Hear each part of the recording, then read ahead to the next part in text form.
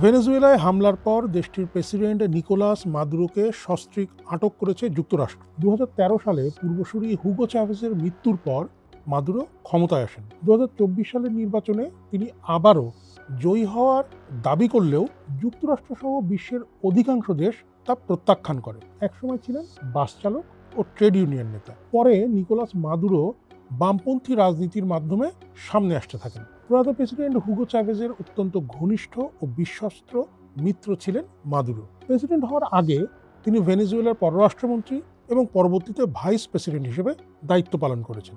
Maduro নিজেকে ভেনেজুয়েলার সমাজতান্ত্রিক প্রকল্পের রক্ষক হিসেবে দাবি করেন। তিনি আমেরিকার কট্টর সমালোচক এবং ওয়াশিংটনের বিরুদ্ধে বারবার অভ্যুত্থান চেষ্টা ও অর্থনৈতিক অবরোধের অভিযোগ আনেন। পশ্চিমা বিশ্ব এবং বিরোধী দলগুলো তার বিরুদ্ধে স্বৈরতান্ত্রিক শাসন, গণতান্ত্রিক প্রতিষ্ঠান ধ্বংস এবং নির্বাচনে কারচুপির অভিযোগ এনেছে। তবে মাদুরো সবসময় এসব অভিযোগ অস্বীকার করে আসছেন।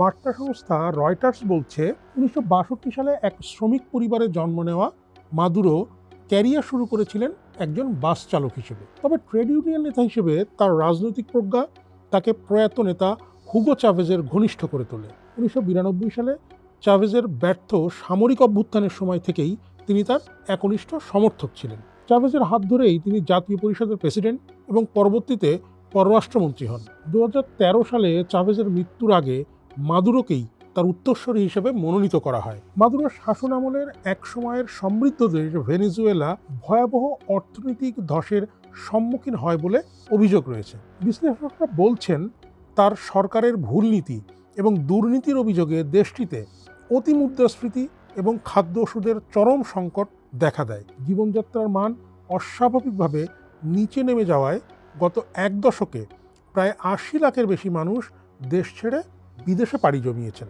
যা আধুনিক ইতিহাসের অন্যতম বড় শরণার্থী সংকট হিসেবে দেখা হয়। জাতিসংঘের সম্প্রতি একটি ফ্যাক্ট ফাইন্ডিং মিশনের প্রতিবেদনে ভেনেজুয়েলার নিরাপত্তা বাহিনী, বিশেষ করে বলিভারিয়ান ন্যাশনাল গার্ডের বিরুদ্ধে চাঞ্চল্যকর অভিযোগ আনা হয়েছে। প্রতিবেদনে বলা হয়, গত এক দশকে রাজনৈতিক বিরোধীদের দমনে নিরাপত্তা বাহিনী মানবতা বিরোধী অপরাধ এবং গুরুতর মানবাধিকার লঙ্ঘন করেছে। 2014, 2017 এবং 2024 সালের বিক্ষোভে নির্বিচারে গুলি, নির্যাতন এবং বিচার বহির্ভূত হত্যাকাণ্ডের প্রমাণ পাওয়া গেছে। 2024 সালের নির্বাচনের পর প্রতিবাদ করায় কয়েক হাজার মানুষকে জেলে পাঠানো হয়েছে বলেও অভিযোগ রয়েছে। মাদুরো সরকারের উপর যুক্তরাষ্ট্রসহ পশ্চিমা দেশগুলো কঠোর অর্থনৈতিক নিষেধাজ্ঞা আরোপ করেছে। 2020 সালে ওয়াশিংটন তার বিরুদ্ধে দুর্নীতি ও মাদক পাচারের অভিযোগে আনুষ্ঠানিক অভিযোগ গঠন করে। তার গ্রেপ্তারে সহায়তার জন্য পুরস্কার ঘোষণা করা হয়েছিল। অন্যদিকে ভেনেজুয়েলায় গণতন্ত্র পুনরুদ্ধারে